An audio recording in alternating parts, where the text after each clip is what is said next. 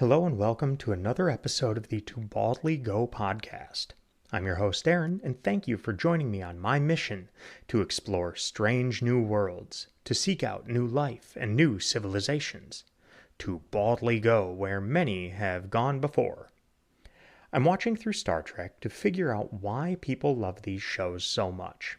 Tonight, I am joined by my wife Abby and our friend Nate as we discuss the next episodes of Star Trek, the original series, the Corbomite Maneuver, and the Menagerie Parts 1 and 2. Now, on to the show. All right, so our first of 3 episodes this week was the Corbomite Maneuver. Now, I guess I'm curious what your rankings are for this episode.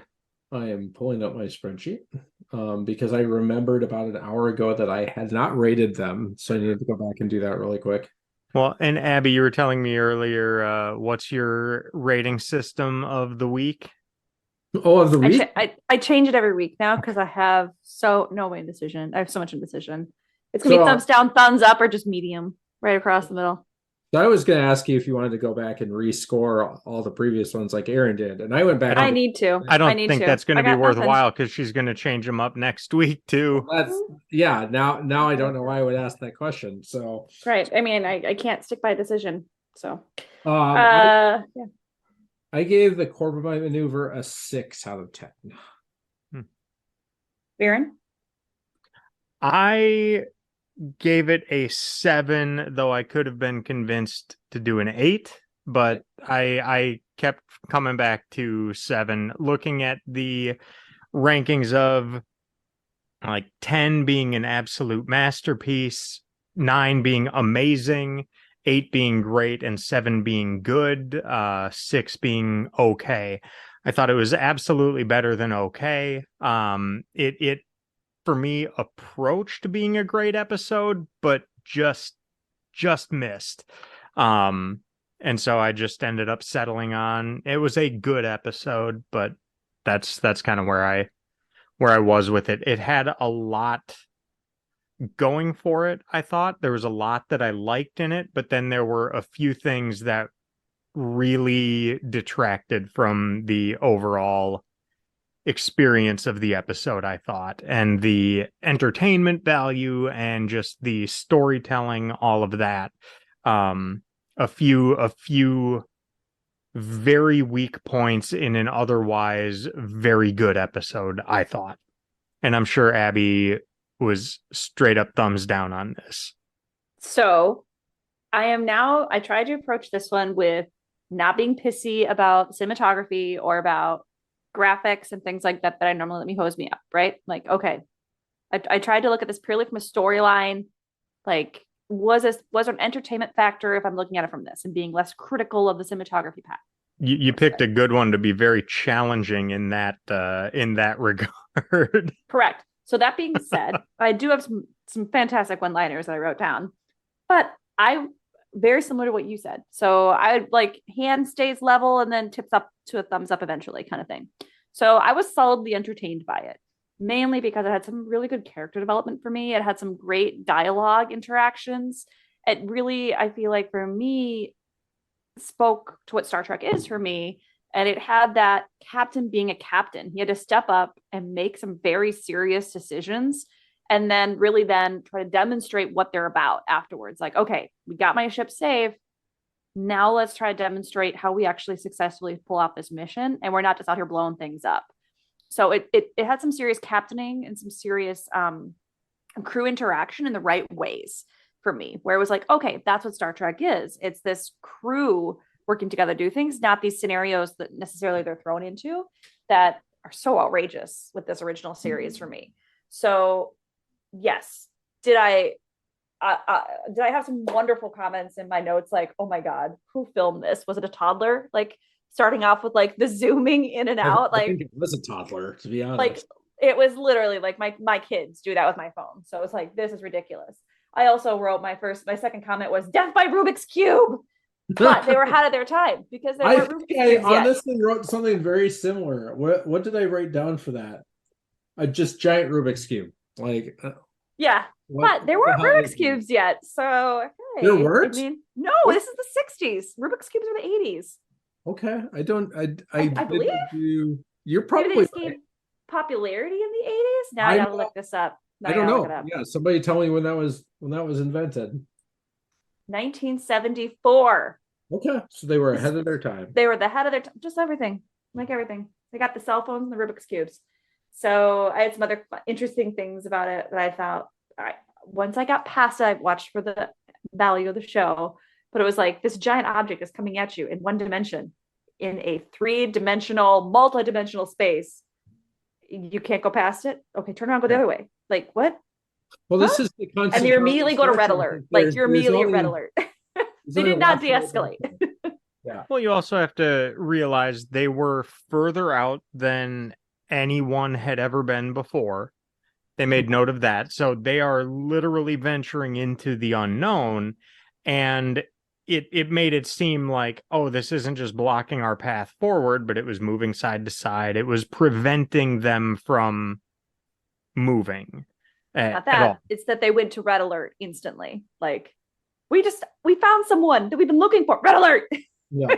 It was felt a little premature for me. Like, hey, perhaps try hailing them but again, I'm trying to be like, oh God, am I so biased? Because I know No. these are things that they do and they've already established this. So maybe they don't have those procedures set up yet. Now, And who that was it that harder for me. shot him up to red alert? Was it the guy Bailey? Because the No, I'm whole pretty sure it was Kirk. Red Okay. alert. Oh, 'Cause Kirk there- wasn't on the bridge. No, Kirk wasn't there. It was Spock.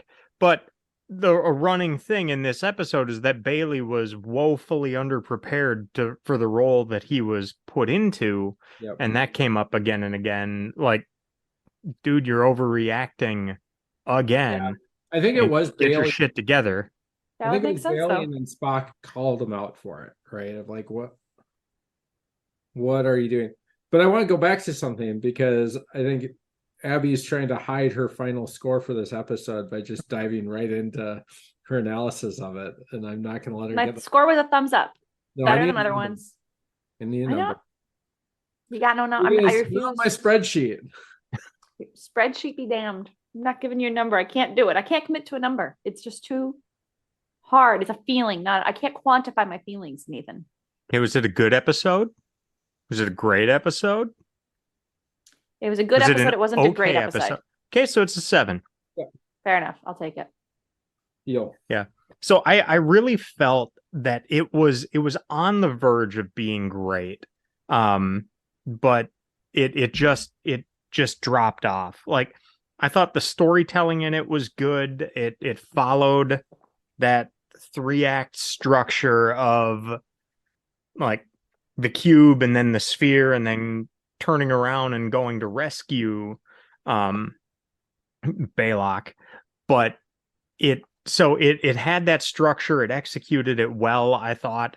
And that was good. I loved seeing, after the last bunch of episodes we've watched, it's been Spock and Bones and Kirk and not much of the rest of the crew. So kind of going back to the Naked Time where they were all on the ship and the crew was doing all their stuff. It was fun watching the crew and these other characters that I'm still aware of, but really haven't been that big of a part of the show to this point.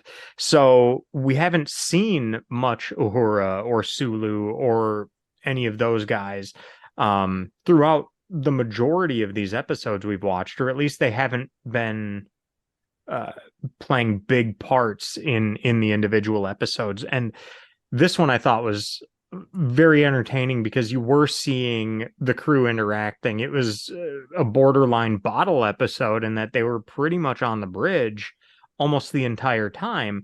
Yep. It worked. And I it wrote was that down fun too. because of the characters. I know the trend that I've stuck with in a lot of this is saying it's basically House in space, and seeing even more of that because Bones talks about bluffing and Spock talks about chess, and then Kirk, all of a sudden, it just, somebody said that magic word and everything dawns on him and he's just like, no, it's poker. And Spock yells, it's not lupus. Oh, wait. I thought like it I thought the episode flowed very nicely. I thought it was entertaining. It was fun. It was fun seeing more than just three characters solving a problem, but all of them facing this problem and figuring out what it is. A lot of those things. But there was one big thing that for me took away from the episode, and I wonder what thoughts you guys have. I know, Nate, you hated this episode. You gave it a 6. Clearly hated it. I give it a solid okay. It's interesting to me because I have actually seen, this is one of the episodes I've seen over and over and over again. And I didn't remember that until the end, for reasons that I'll get into when we get to the end. But yeah, I mean, it largely held my attention. I didn't think it was great. Like, I thought it was okay. It was a kind of an interesting story. I agree with everything you said around, the problem solving and involving more of the crew and that kind of thing.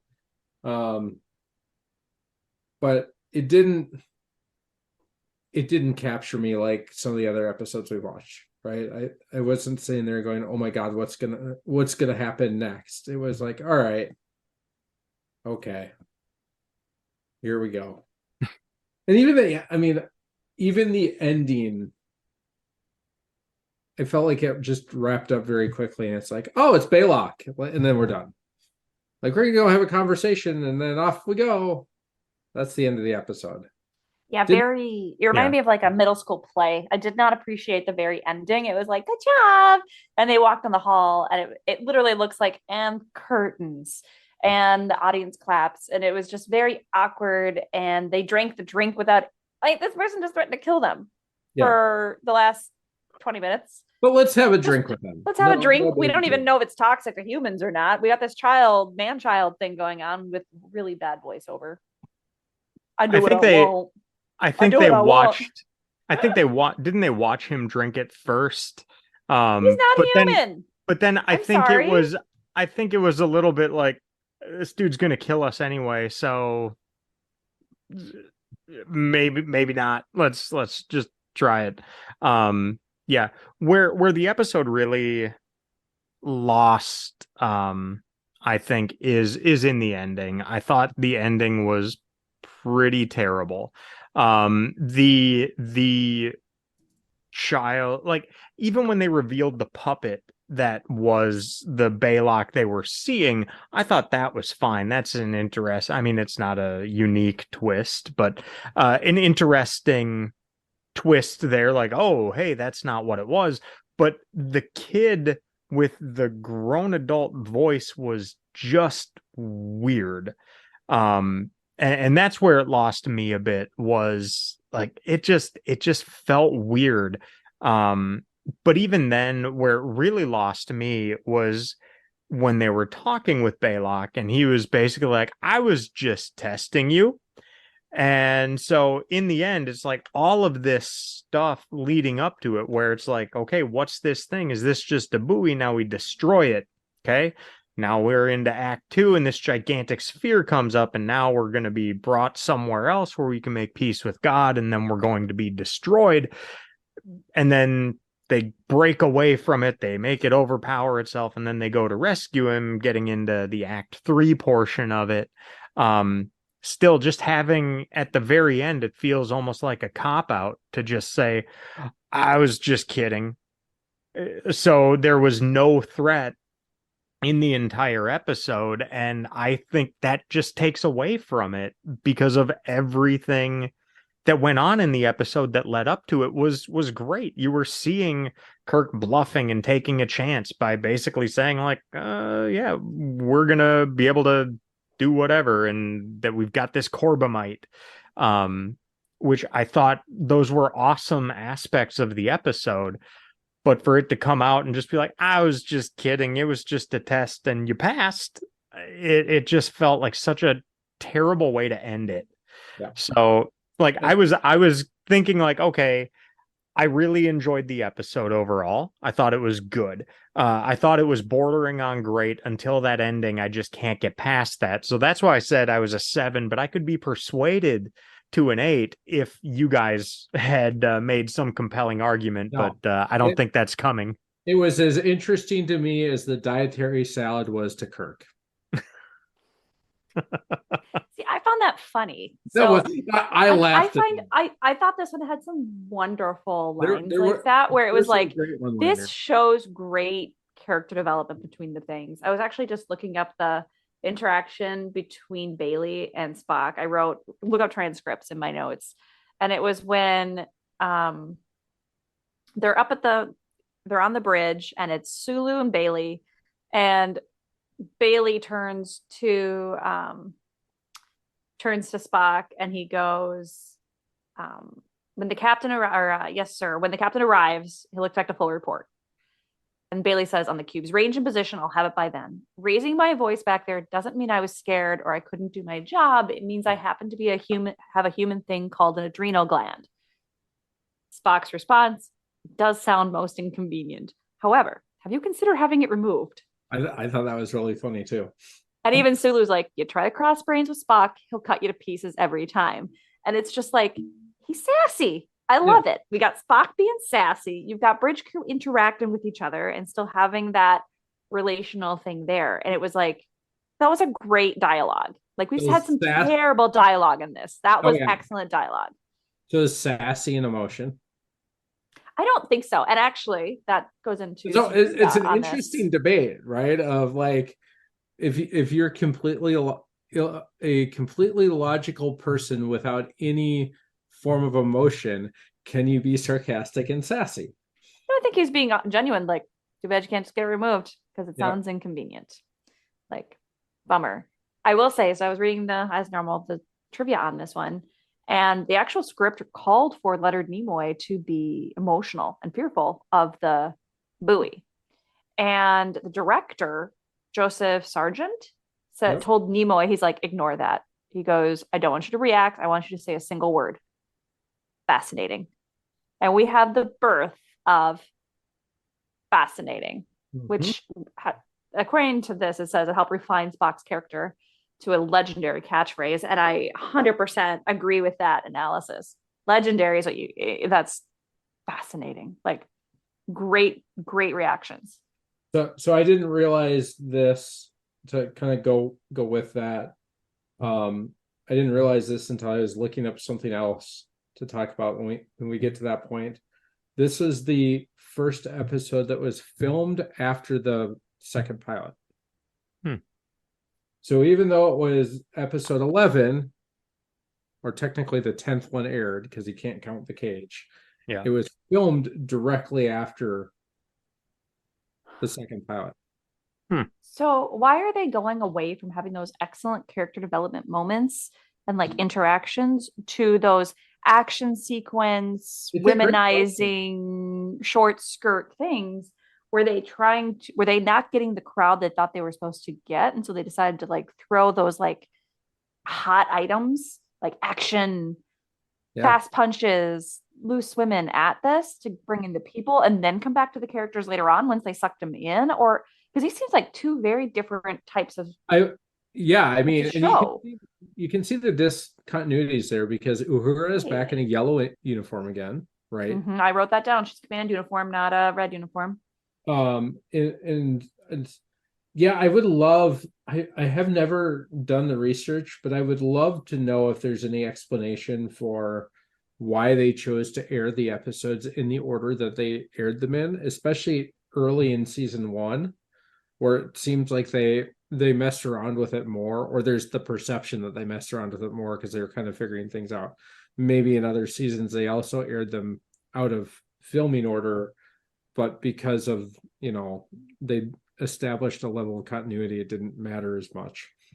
I wonder what the production schedule was like, and if they were doing a lot of focus groups and trying to figure out after doing a little bit, saying like, who knows? Maybe they thought they were on kind of thin ice. I mean, they barely got a pilot picked up, and then went to series. And They got who knows if they were like, hey, this worked once, but maybe it won't work 30 times. Maybe we can try this or that and see how people respond, and really kind of dialed it in. And who knows how much I would be curious how long after they were filmed they were airing, or when they started airing the first few episodes, how many were in the can, because that could be a possibility. And where I think it's fairly normal for a show to spend the better part of even an entire season trying to figure out what they are. I mean, even shows that are good from the start, if you watch them through, you'll see big differences between the first 10 episodes and, say, the middle of season 2.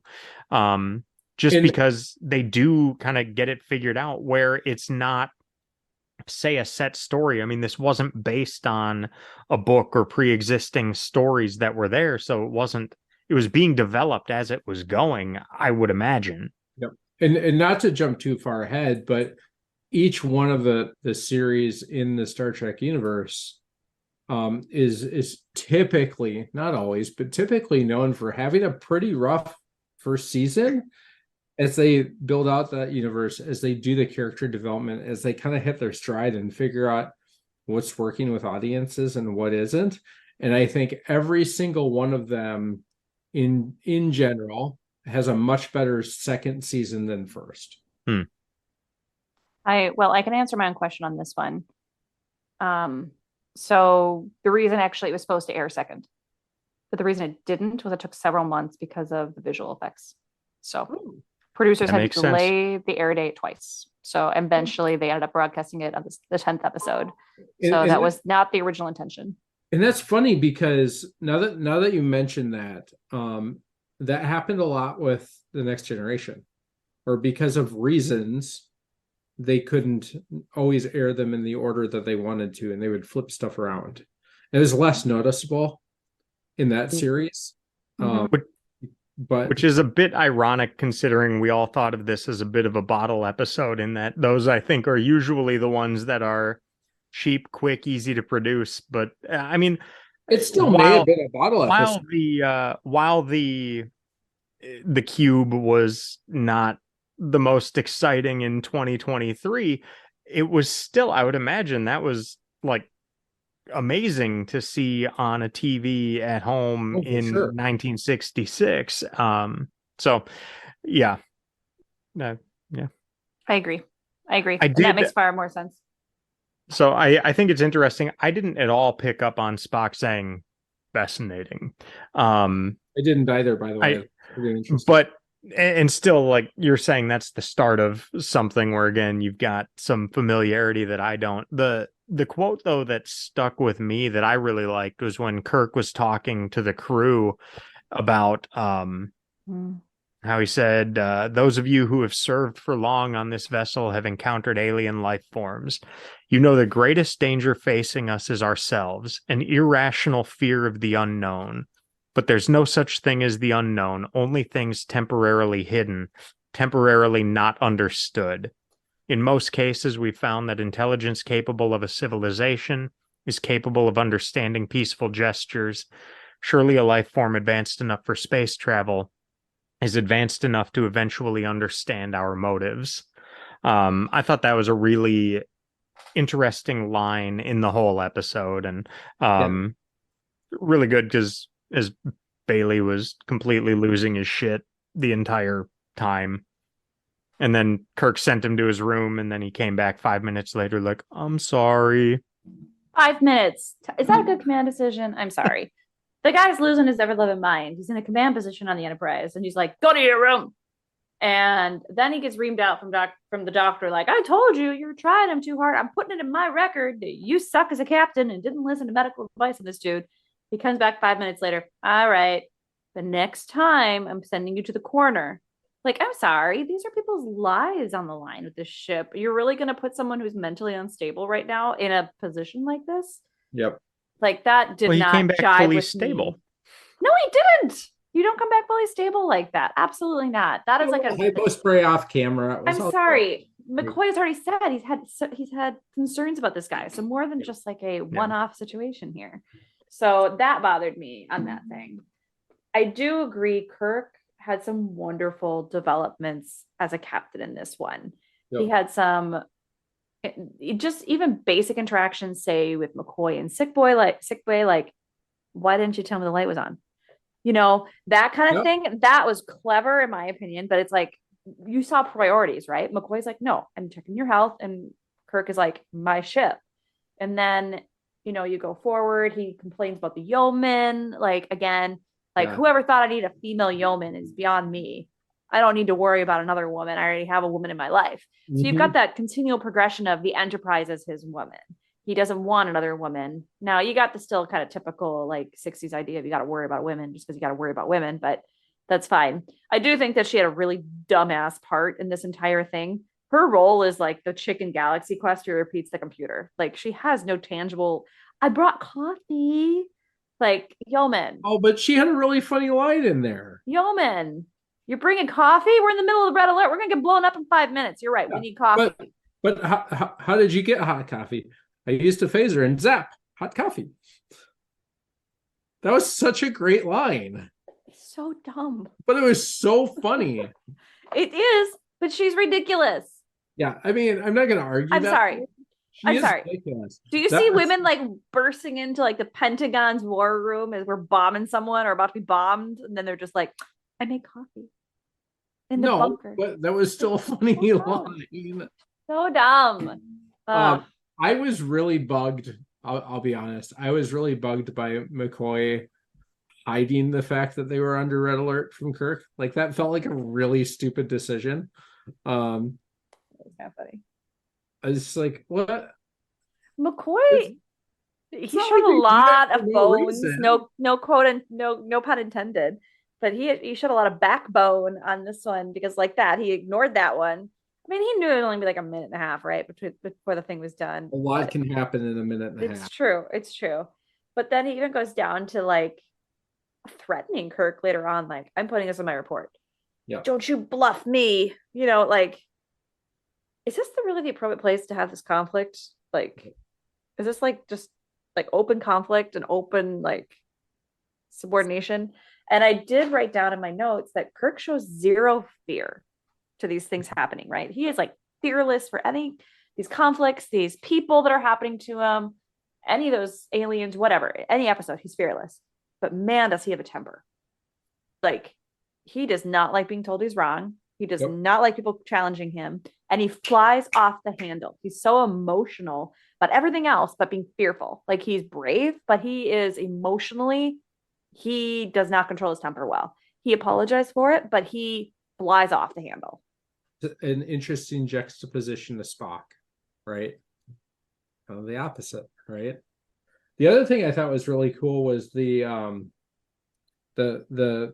camera set up as Kirk gets off the turbolift when he leaves sickbay during the red alert and he's going to the bridge. The camera is in the turbolift with him and follows him off and onto the bridge. We've never seen that before. Does it come a different way of approaching it? Usually it's on the bridge and you see them come out of the turbolift. This time it was following Kirk from behind as he walked. They're definitely off. trying some different things on this one, that's for sure. And like they have less of like the odd, can't like the very stereotypical season one, like like lighting and shadow. They didn't have a lot of that, like dramatic lighting shadow pieces. But that makes sense if this was filmed before all of that, they hadn't established that. I don't love that technique. Yet, so right? I think maybe that's why I like this one better. It wasn't quite as like tacky. I have mixed feelings about that technique because on the one hand, it is super tacky. On the other hand, it's so Star Trek. This show, like this, but like that's what if I mean. It wasn't, if any other show did it, you'd be like, what are you doing? There's a couple episodes in the first season of the Next Gen where they do some similar, not the same, but some similar, contrasting light effects that may have drawn upon that as it kind of transitioned into its own. I think I don't figured know. out why I like what I like about some episodes, why I don't like about others. I like the ones that are more Okay. like actual acting versus a sitcom or a almost like a soap opera style. So the style of the acting Okay. changes from some episodes to the other, where they're melodramatic. They're like dun dun, like ah, and they're just far more melodramatic. Those ones I struggle with because it's like I can tell they're acting. Whereas these ones, it's like, okay, maybe you guys are just terrible people. Like if it's mediocre acting, I'm good with it. It's when they like overact it. And that's a stylistic choice on some of these episodes. I think overarchingly, those are the ones I dislike always across the board when we're doing our See rankings. that? I understand. I did Yeah. find my quote.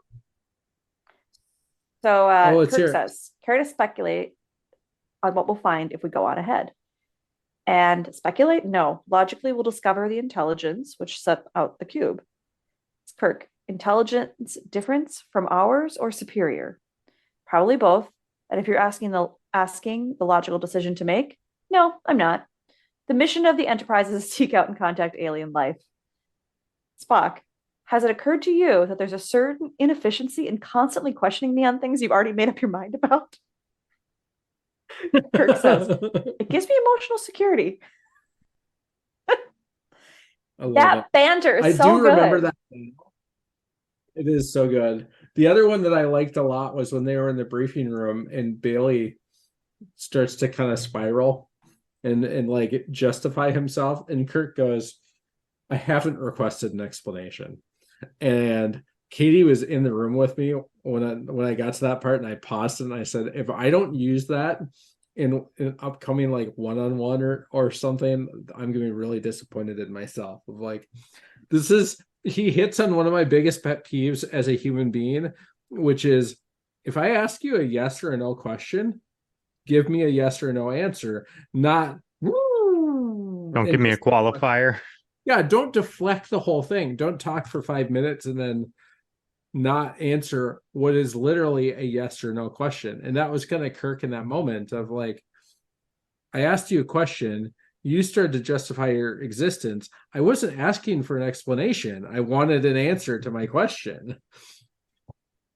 Yeah, he definitely jumped ahead because I'm I reading the just dialogue from that, and Bailey did again go back to stability of Bailey here. Because Kirk says, and you don't recommend sticking around. Spock says, negative. It would make us appear too weak. Kirk says, it's time for action, gentlemen. Mr. Bailey. And Bailey interrupts. Bridge to phaser gun crew. Kirk's immediate response is countermand. I'll select the kind of action. Oh, I'm sorry, sir. I thought you meant, are you explaining, Mr. Bailey? I haven't requested an explanation.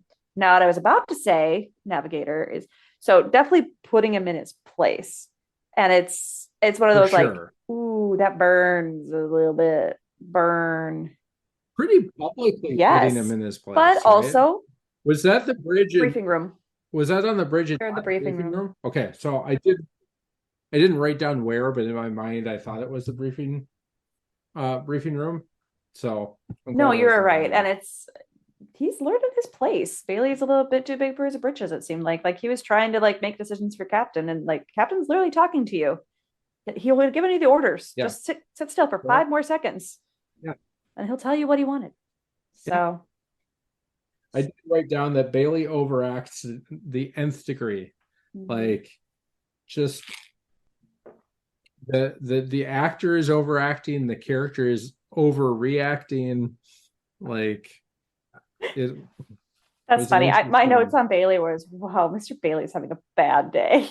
He's complaining about stuff. Yeah, he's getting chewed up by the Cap. He's getting chewed up by Spock. He's having a rough time of it.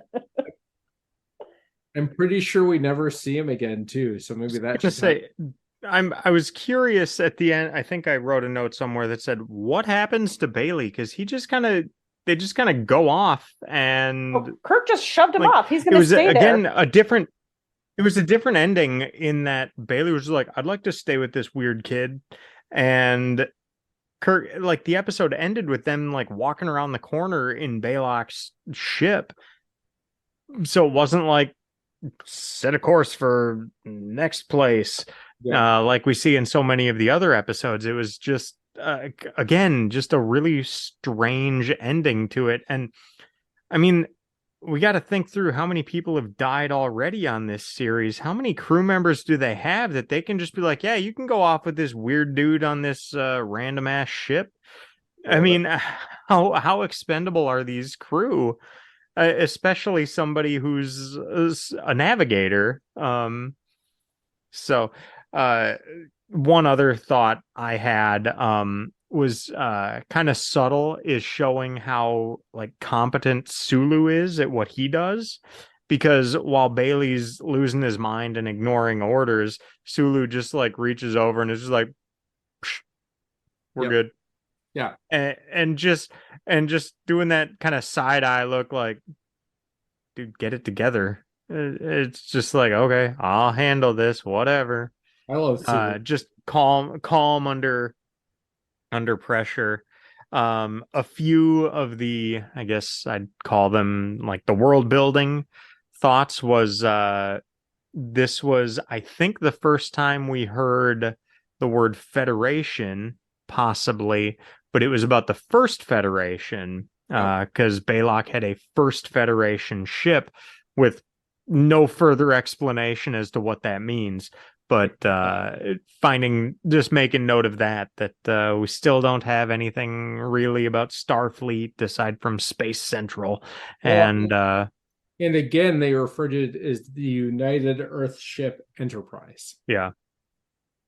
Not a Federation starship, no reference to any of that. It's the so again, they're still figuring out what they're doing in that regard and building it up, building it out. But I found those a couple interesting thoughts. I think this was also the first time that we saw the tractor beam in use, or heard of the tractor beam. I thought that was interesting. It's our first phasers. Yeah. Yep. The first time we see the phasers actually get fired. The first time we hear about dietary salad. I'm just stuck on that. What a terrible name. Cracked me up. That's the name of this episode right here, is dietary salad. Dietary salad.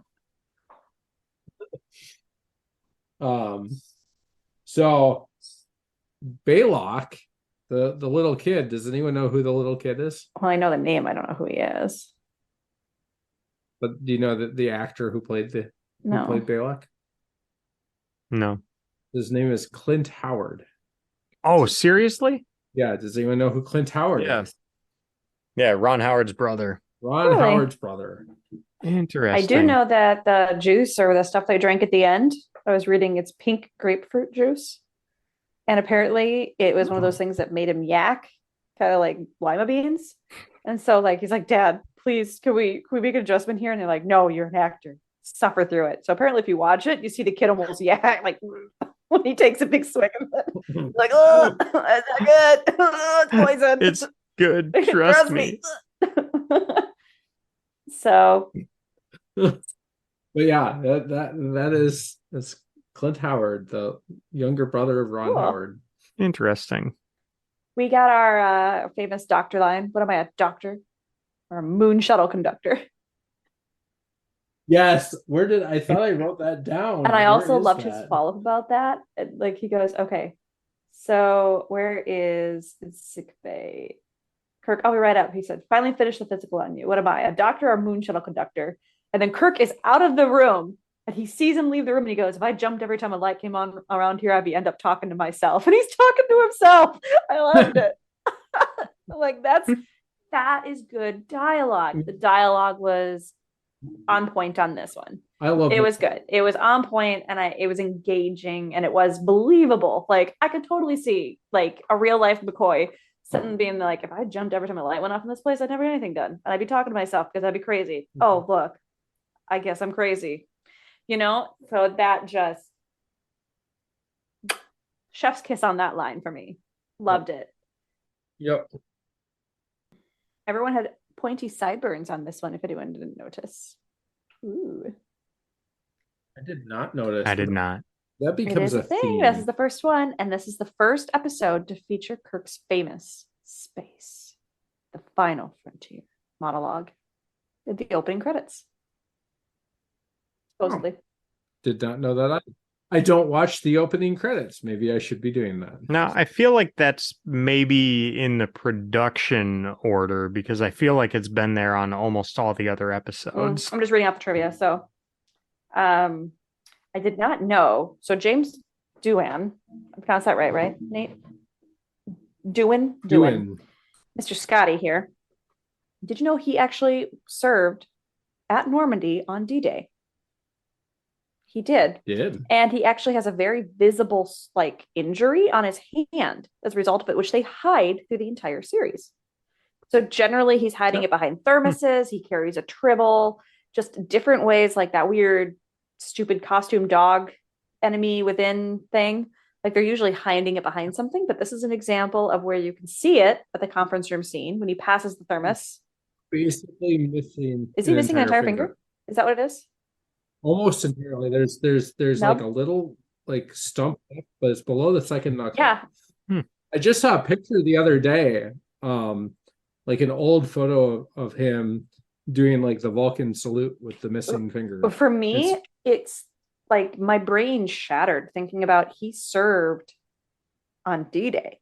Like that's how crazy is that? Astronomical for me to think about. I mean, that's 20 years out from being 100 years ago. For us, like that's and that 25 years or 25 years from now. And that was about 20-ish years after, right? Like they filmed this episode about 20 like that's crazy to think about. And it does speak more to them, the audiences, I guess, who are listening to it and things like that too for me.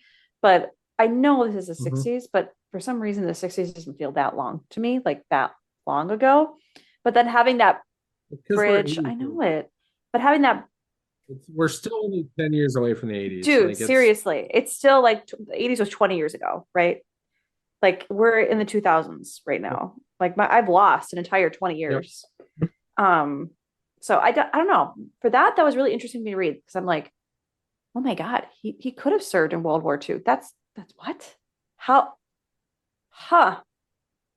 So I don't know. Yeah. No, I think that's awesome trivia. Not as awesome as they offered to shave Clint Howard's head. And he's like, please no, I'll get teased. So they gave him a bald cap. Right. Well, that's a better idea. That wasn't the first recommendation. So do we think this about wraps up the Corbomite maneuver? Yeah, oh my gosh, no. Best trivia yet. Teen Clint Howard auditioned for the role of Luke Skywalker in A New Hope, but George Lucas recognized him as little Balak, brought it up, and embarrassed him enough that he flubbed the audition. Oh, like, poor little guy. You were little, just gave him the yips. That's crazy. Apparently, they used the Corbomite Maneuver again in season 2. And they call it the Corbomite Maneuver. Did you know this? Anyone else know this? I did not know this. Clearly, I didn't. Clearly. Aaron Blacker. Yeah. Well, I got nothing else on that one. And I'm actually going to dip out on the second one because I did not get through the second part 2 of the Menagerie. I got distracted at work. So I did not have a chance to watch both. So you and Mr. Emery get to have your own discussion on it. Sans me, and we'll see how interesting it is. I watched the first part, and I'll say this. So listening to the Menagerie part 1, there were a couple of things I thought were fun. I liked that they're like, wow, this is a really weird filming technique. This can't be real. That's not how our vlogs work. Loved how they explained that it's like clips from an actual like filming. That was so clever and so cute. I was confused at first, and then I got what they were trying to do there. And I was like, okay. Like, God, it was the television. I love that they're using floppy disks, essentially, before their time. Yep. Like, again, Star Trek, my God, like everything they make, we just replicate later on, including replicators. They're 3D printers. And then the other thing that I noticed right away was how stupid it was that there was no like visual authentication or like passcode, anything that they can literally just believe off of a voicemail. It's me. You're good. I'm gonna stop you right there. Visual What did I what? say? Confirmation. What did Visual you say? confirmation. You said Oh, authentication. authentic. What? Okay, say the word that's supposed to be authentic. Visually It's supposed to authenticate? be authentic. Authentication. Authentication's a word. Yeah, Isn't it? yeah, but you said Oh. authentication. That would be the Angry Orchard working. I think that I'm surprised they didn't have any visual authentication. Say it again. There Oh it is. God, I can't say the word. What's the word? Authentication. Authentication. I think they There's needed no to have F. visual authentication. There we go. Yep. Yep. Yep. Maybe that's why I like that last episode. I have So- Angry Orchard in me. All right. So Let's at least rate part one and part two. I mean, I gave them the same rating. I'm considering them one episode. I treated them as one. I'm level. I didn't go up or down. I So- didn't care. I wasn't invested. I was kind of bored, honestly, but I don't know if that's because we already saw it in the Mediocre? cage. So I don't know if that's why, Yeah. or it's just like there's a things I was like, nah, Spock, I don't believe that you do that. Like there's a lot of things like I feel like They added some interesting elements. I was less of a rehash of the cage than I remembered. We didn't ask for an explanation. Whoa.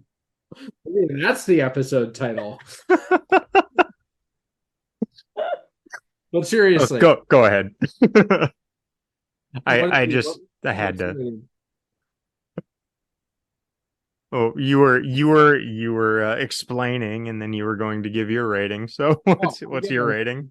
I gave 5 for That's both what I was at, episodes. right in the middle. Okay.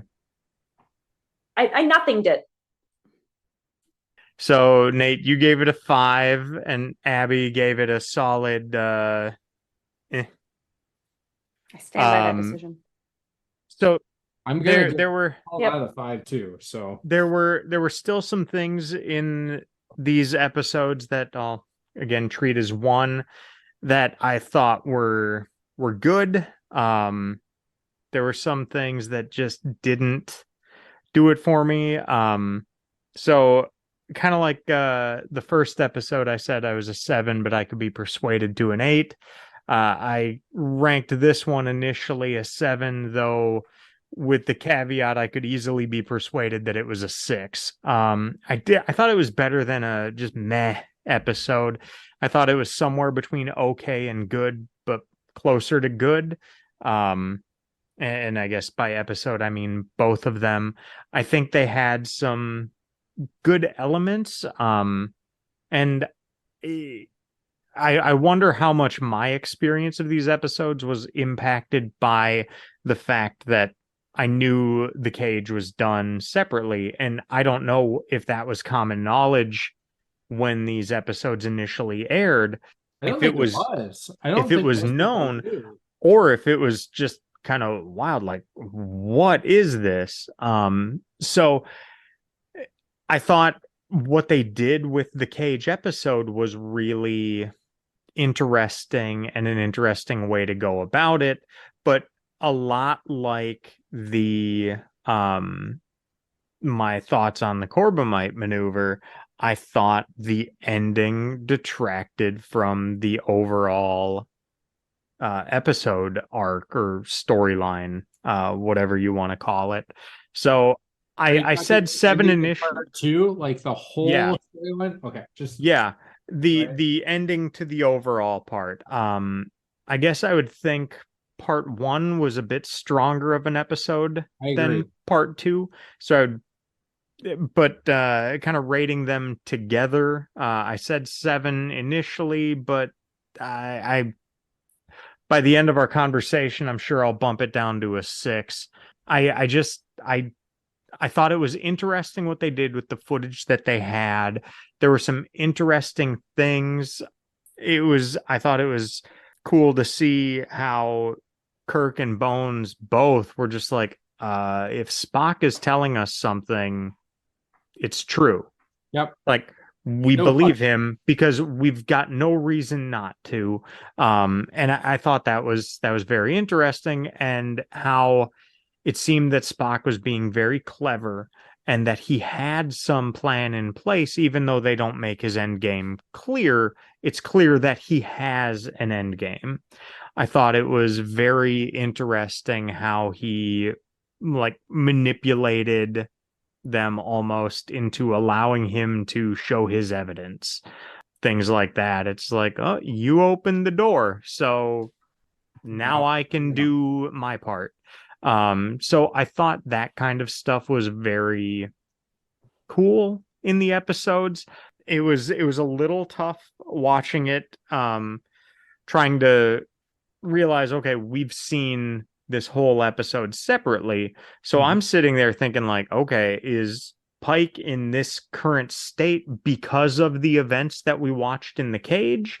Or if this was 13 years earlier, how did, like, what happened to get Pike into some condition where all he can do is Well, they blink or They move explained that. forward and backwards? they addressed that in the episode.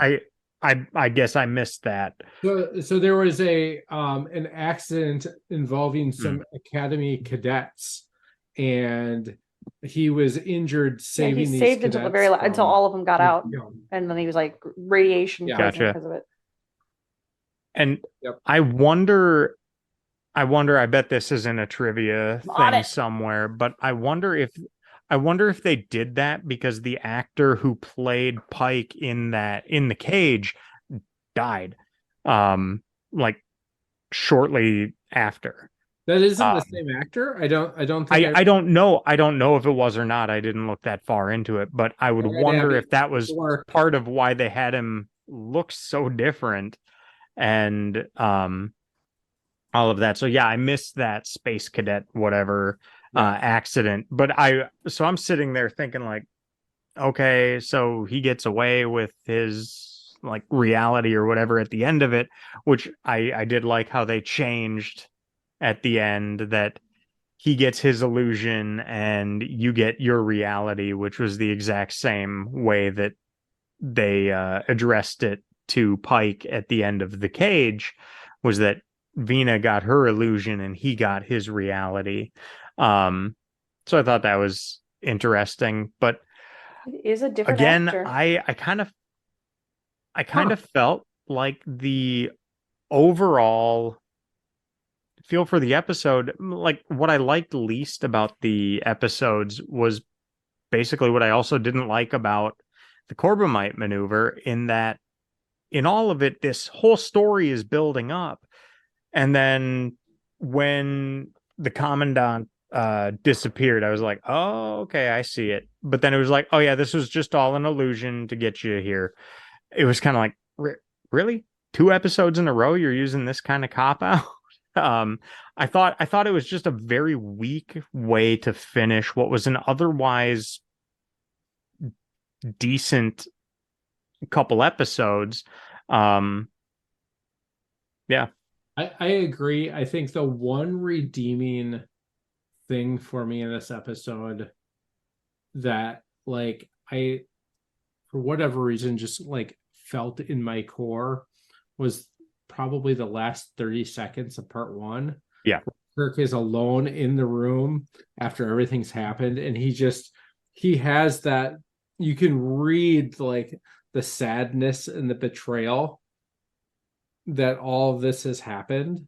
And there's no like witty banter at the end, there's no real discussion, everyone has filed out and he's there alone just contemplating everything that's happened before it fades to black. And I thought that scene was, that 15-30 seconds, whatever it was one of the best scenes of the entire And show. you've got this everything he knows. Spock is his core. Spock is his rock, his logical center. There, nothing. Like even the last episode he says it. I like it for the emotional relief or whatever. He is his rock, and now the fundamentals of who Kirk uses are shattered. And we've all been there where something you believe is an absolute truth ends up being not an absolute truth. And you're just like, I don't know what's real anymore. I don't know if I can trust myself. I don't know who else I can trust. It breaks you down to the core. And this is more about Kirk than it was about Spock for that matter. And what this did to him. And how is he going to be the same? He can't trust this individual the way he thought he could. The betrayal was intimate. Yep. The betrayal was there, but I think there was still some aspect of trust me, I have a plan. So I've read a number of his books, and I follow Stephen Pressfield.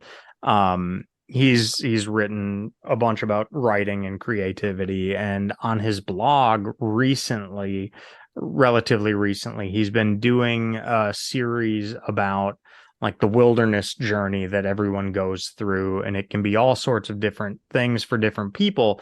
But one thing that is common among all of them is this all is lost moment, where I mean, the name sums it up. All is lost. There's no hope.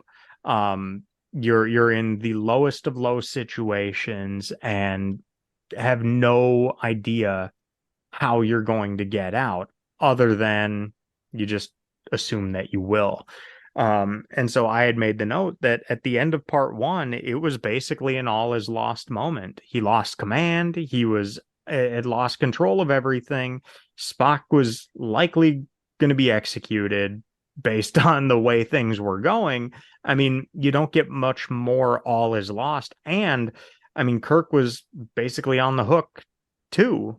I think I don't know, maybe they did explicitly say it, but it seemed like the consequences that were going to come for Spock could also fall on him. So, I mean, he's looking like, hey, if shit goes sideways, I'm also dead.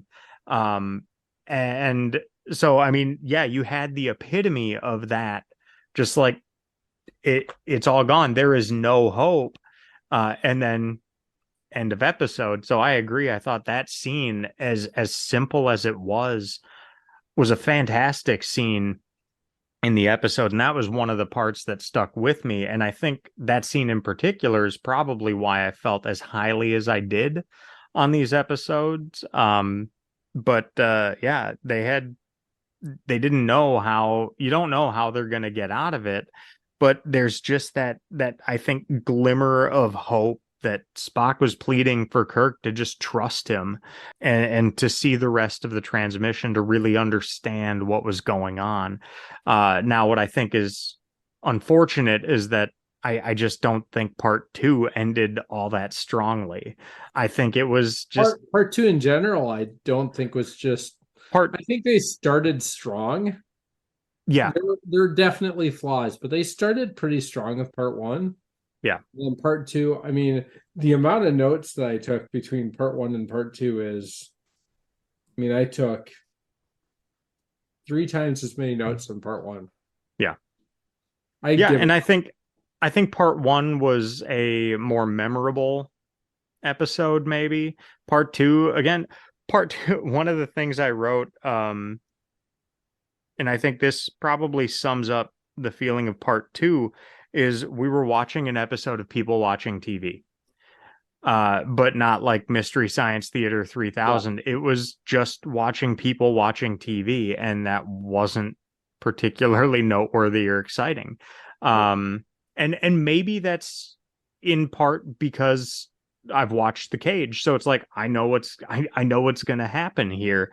But yeah, I thought the reveal that the Commodore was an illusion was an interesting way to make that reveal, but that basically ended my interest in that explanation for the series. Having everything was just a ruse to get Kirk, to keep Kirk from taking control and going a different direction. I thought, yeah, in a way, when I think Kirk was basically asking Spock, like, why why didn't you just tell me? Yeah. It's like, I would have had your back. Yeah. So there was even in the end still that sense of betrayal. But Kirk got his little jab at Spock by saying he was his flagrant emotionalism, to which Spock said, "There's no need to insult me." That was a great. I thought that was good, but yeah, So, all in so all, I'm I gonna thought challenge you for a second though.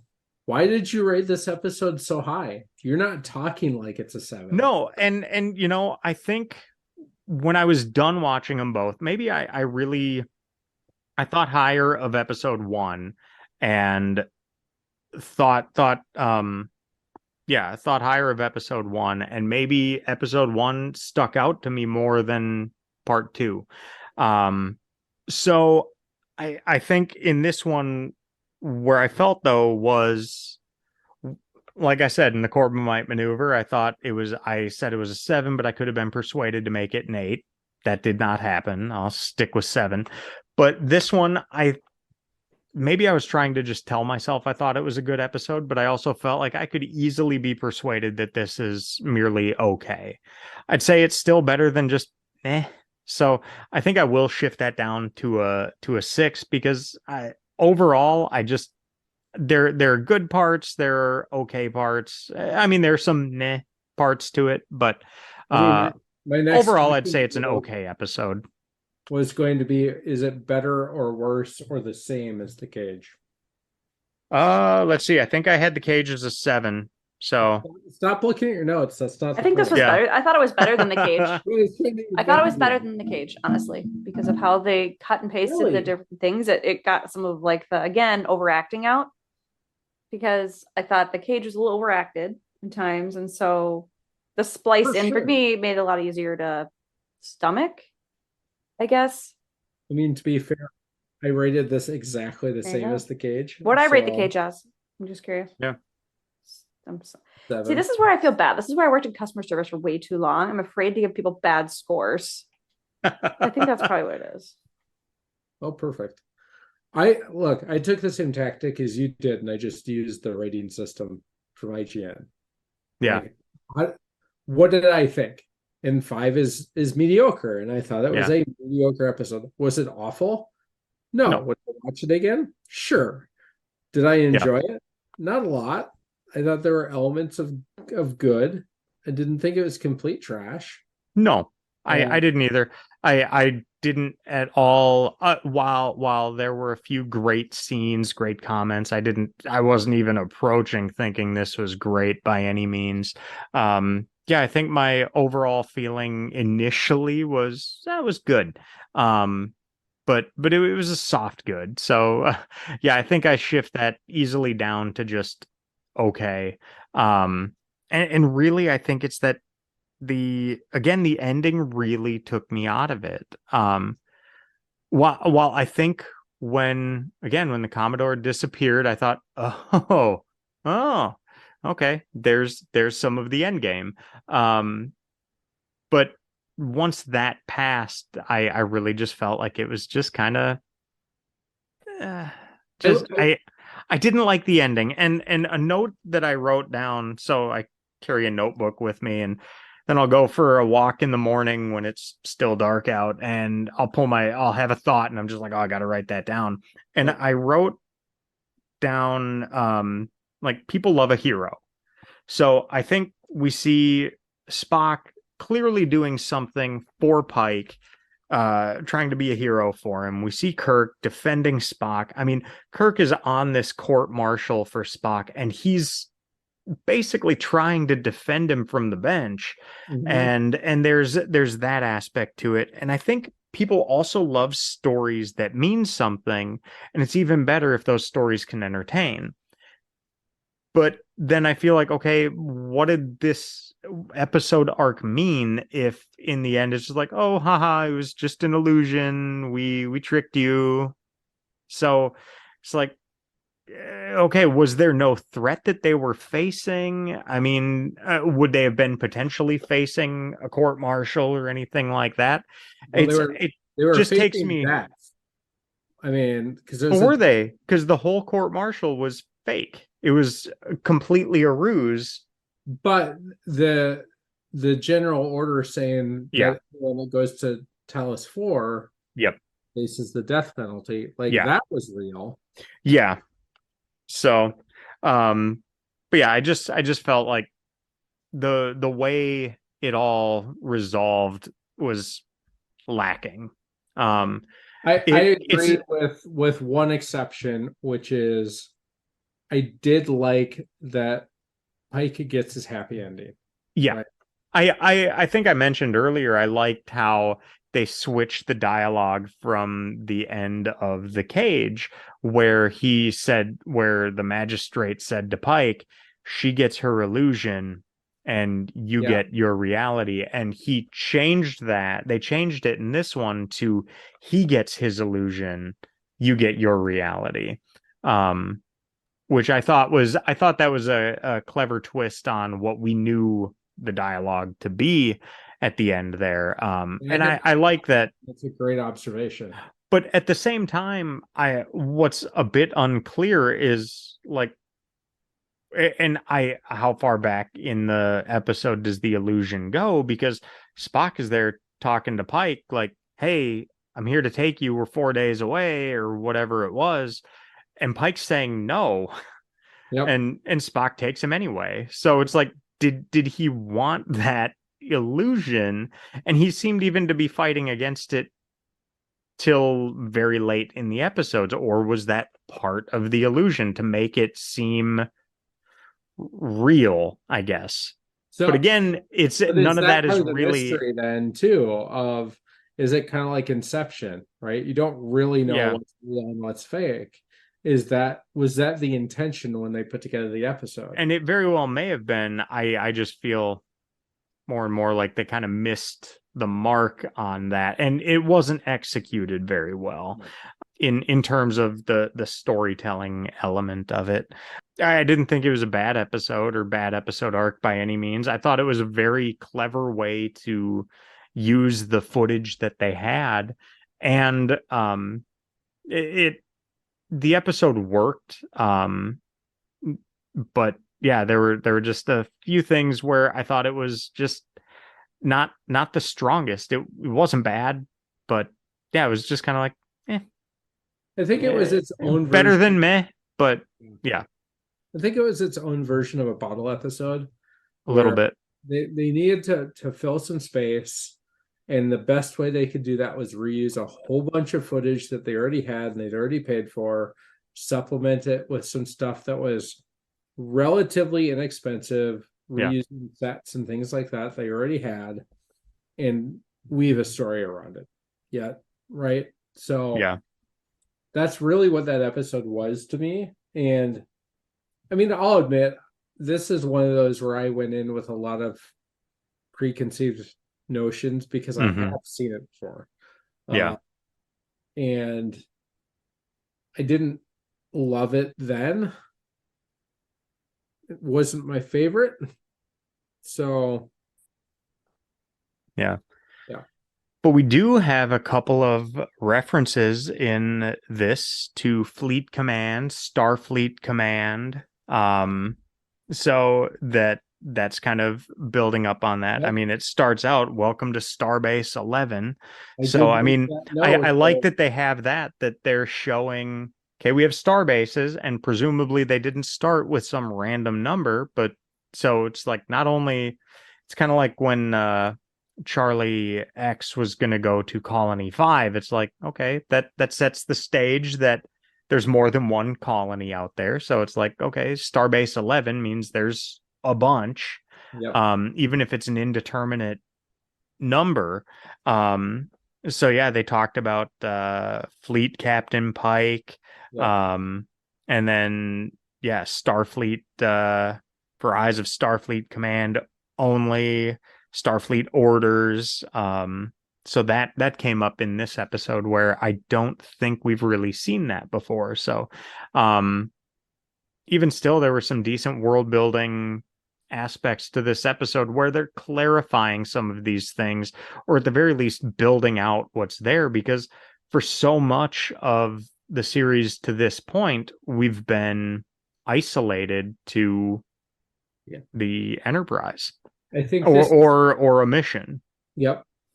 I think this is also, and correct me if I'm wrong here, also the first time we've seen a shuttlecraft. And that shuttlecraft was from Starbase 11, not from the Enterprise, because that's what the Commodore and Kirk used to go chase the Enterprise. I don't think that's shown up in any other episodes. I don't think so. It is also named Picasso, which I thought was really cool. You see a lot in the original series where they name their shuttles. I know we haven't gotten there yet, but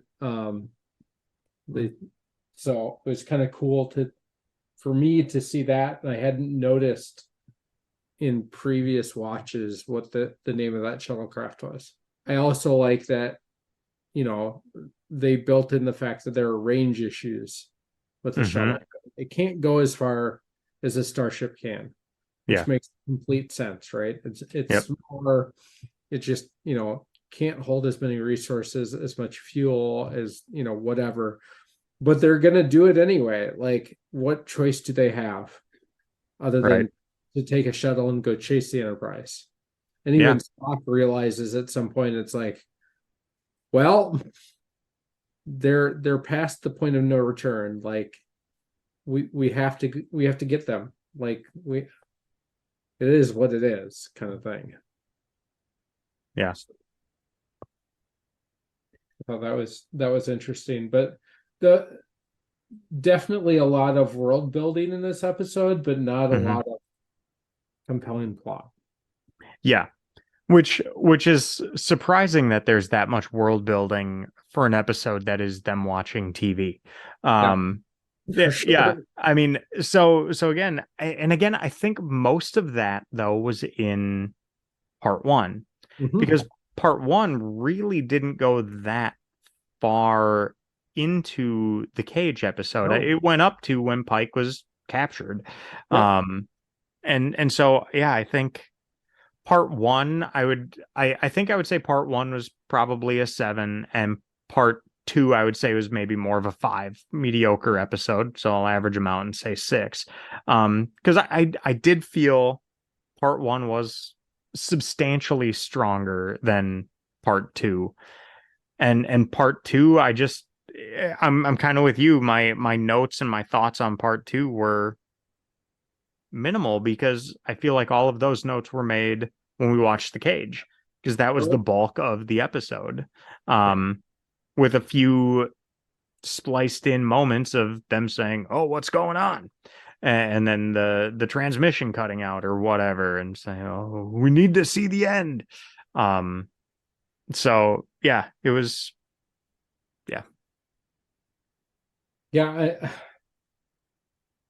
I don't have, I mean, and hell, I think the way I'm talking about it, I'm selling myself on a 5. It's not too late. Never too late. I already changed you to a 7 and a 6. I could go 6 to 5 or 7 to 5. No, I'm gonna keep it like that. Okay. Because there were enough good things in part one, I think, that carried it up to overall the 2 episodes I think are good.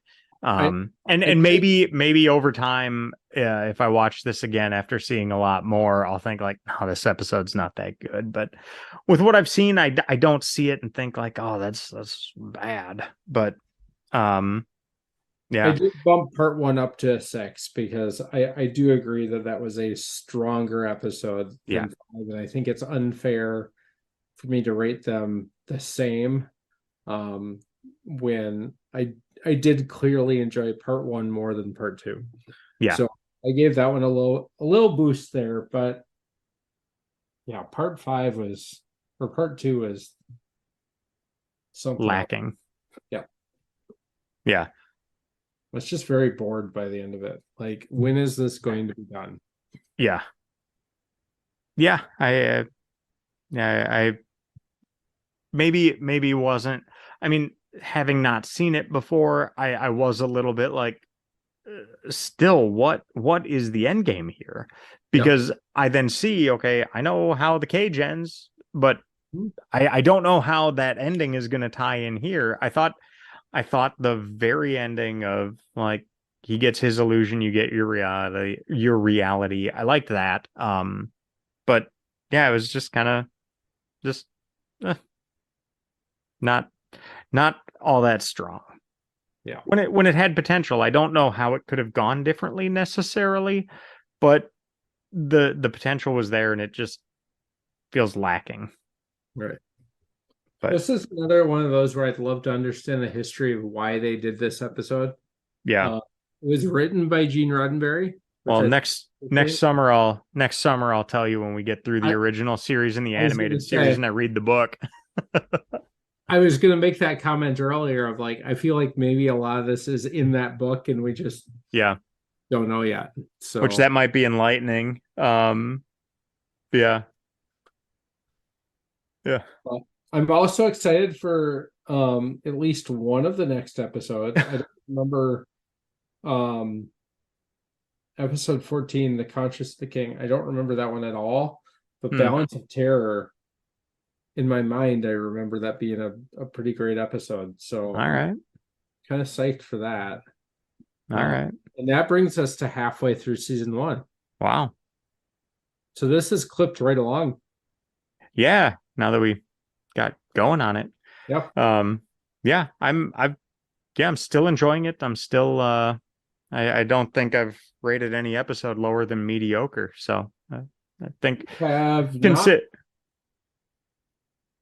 Your lowest score right now is a 6. Yeah. And that's treating parts 1 and 2 as one episode. You also gave Charlie X a 6. Yeah. So apparently you don't like that episode. I hated it. I enjoyed that more than you or Abby, which I think I also gave Miri a 6. You did. I missed that. Yep. Because those kids were just so weird. That was a good story. But you also like Dagger of the Mind, which I still can't explain. So I'll throw that out there. Or What Are Little Girls Made Of? That was a pretty divisive episode. I like that one. And The Enemy Within. Yep. All 3 very divisive. Divisive? Divisive. I think. Who knows? Yeah. Yeah. Well, I know Abby. I'm just looking at some of the ones that are coming up. My memory of them is there's some good episodes coming. So I'll be curious to know, number one, what I think of them when I rewatch them, and number two, what you think of them. Yeah. When you watch them. So well, I clearly, when I take my notes, I think about what you guys think. So with the Corbomite Maneuver, I had a note that said very enjoyable episode, means Abby and Nate will probably hate it. Okay. I mean, I give it a 6. Oh, I was very surprised to see Abby's thumbs up on it and sticking with the 7, just like I had. I think they're just picky. I don't know what to tell you. No, I love that you said we should start rating the episodes, because it's fun. And as a starting point for discussion, just as even just a relative thing, and what we each consider good or okay. I'm a data guy. Like this is what I look at is I want to understand what it all means and what is the story it tells. And there's a lot of stuff that we can start to pull together. Like, for instance, now it's probably a pretty low sample size, but we all think that John Black is the best writer overall.